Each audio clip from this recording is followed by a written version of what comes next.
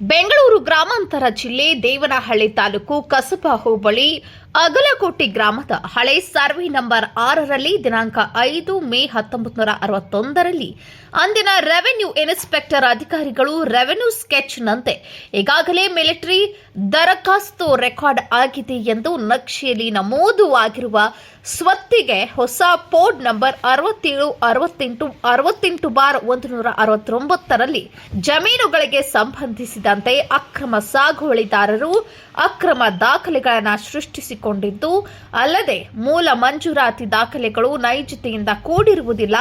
ಅಲ್ಲದೆ military ದರಖಾಸ್ತು record ಭೂಮಿಯನ್ನ ಈ ಕೂಡಲೇ ವರ್ಷಕ್ಕೆ ಪಡೆದುಕೊಂಡು ಈ ಸದರಿ ಸ್ವತ್ತುಗಳನ್ನು ಅಗಲಕೋಟೆ ಗ್ರಾಮದ ಗ್ರಾಮಸ್ಥರು ಸತ್ತಾಗ ಅವರನ್ನ ಹೂಳಲು ಸ್ಮಶಾನವಿಲ್ಲದೆ ಇರುವುದು ಸದರಿ ಸ್ಮಶಾನಕ್ಕಾಗಿ ಹಾಗೂ ಆಶ್ರಯ ಯೋಜನೆ ಅಡಿಯಲ್ಲಿ ಅಗಲಕೋಟೆ ಗ್ರಾಮಸ್ಥರಿಗೆ ನಿವೇಶನಗಳನ್ನು ನೀಡಲು ಹಾಗೂ ಇತರೆ ಸರ್ಕಾರಿ ಸಮುದಾಯ ಭವನ ಮತ್ತು ಭವ್ಯ ಕಟ್ಟಡಗಳನ್ನು ನಿರ್ಮಿಸಲು ಈ ಸದರಿ ಅಕ್ರಮ ದಾಖಲೆಗಳನ್ನು ಸೃಷ್ಟಿಸಿಕೊಂಡು ಅಕ್ರಮ ಖಾತೆ ಬದಲಾವಣೆಯನ್ನು ಸಹ ಮಾಡಿಸಿದ್ದು ಹಾಗೂ ಬೋಗಸ್ ವಾರಸುದಾರಿಕೆಯನ್ನು ಹೊಂದಿರುವ ಸ್ವತ್ತುಗಳನ್ನು ವಜಾ ಮಾಡಿ ವಶಪಡಿಸಿಕೊಂಡ ಸ್ವತ್ತುಗಳನ್ನು ಸಾರ್ವಜನಿಕರಿಗಾಗಿ ಕಾಯ್ದಿರಿಸಲು ನಿಯಮಾನುಸಾರ ಕಾನೂನು ಕ್ರಮ ಕೈಗೊಳ್ಳಬೇಕೆಂದು ಅಂಬೇಡ್ಕರ್ ಸೇನೆ ವತಿಯಿಂದ ದೇವನಹಳ್ಳಿ ತಾಲೂಕು ಕಚೇರಿಗೆ ಭೇಟಿ ನೀಡಿ ತಹಸೀಲ್ದಾರ್ ಅವರಿಗೆ ಮನವಿ ಪತ್ರ ನೀಡಲಾಯಿತು.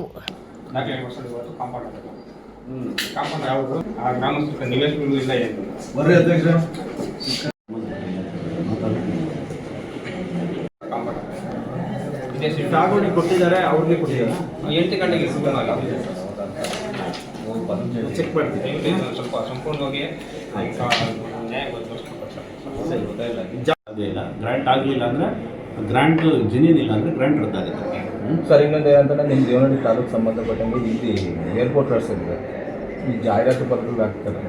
ಅಲ್ಲಿ ನೀವು ಸರ್ಕಾರದ ಆದೇಶ ಮೇಲೆ ಶೇಕಡ 60% ಕನ್ನಡ ಬಳಕೆ ಆಗಬೇಕು ಕಡ್ಡಾಯ.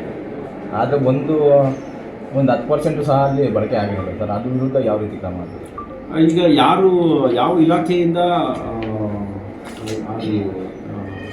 ಪರ್ಮಿಷನ್ ತೊಗೊಂಡಿರ್ತಾರೆ, ಅನುಮತಿ ತೊಗೊಂಡಿರ್ತಾರೆ, ಅವ್ರಿಗೆ ಯಾವುದು ಪರ್ಟಿಕ್ಯುಲರಾಗಿ ಯಾವುದು ಅಂತ ಹೇಳುತ್ತೆ. ಇಲ್ಲಿ ನಾವು ಡೈಲಿ ಓಡಾಡ್ತಾ ರಸ್ತೆ ಇದೆ ಸರ್, ಏರ್ಪೋರ್ಟ್ ಟೋಲಿಂದ ಹಿಡಿದು ಅಪ್ ಟು ಇಲ್ಲಿ ನಮ್ಮ ದೇವನಹಳ್ಳಿ ಟೌನು ಸರ್ಕಲ್ವರೆಗೂ ಎಲ್ಲ ಬೋರ್ಡ್ ಒಳಗಡೆ ಇದು ಕನ್ನಡ ಏನಂತಂದರೆ ಬಳಕೆ ಮಾಡಿರೋದು ಅಲ್ಲ. ಕಂಡೀಷನ್ ವೈಲೇಷನ್ ಆಗಿದೆ ಅವ್ರ ಮೇಲೆ. ಅದು ನಿಮ್ಮ ಗಮನಕ್ಕೆ ಬಂದಿಲ್ಲ ಸರ್, ನೀವು ಅದೇ ರಸ್ತೆಯಲ್ಲಿ ಡೈಲಿ ಅದೇ ರಸ್ತೆಯಲ್ಲಿ ಓಡಾಡ್ತಾ ಇರೋದು. ಬಟ್ ಕಂಡೀಷನ್ಸ್ ವೈಲೇಷನ್ ಏನು ಅವ್ರಿಗೆ ಪರ್ಮಿಷನ್ ಕೊಟ್ಟಿರ್ತಾರೆ, ಏನು ಕಂಡೀಷನ್ಸ್ ಹಾಕಿ ಅದನ್ನು ಚೆಕ್ ಮಾಡಿ ಹೇಳಿ.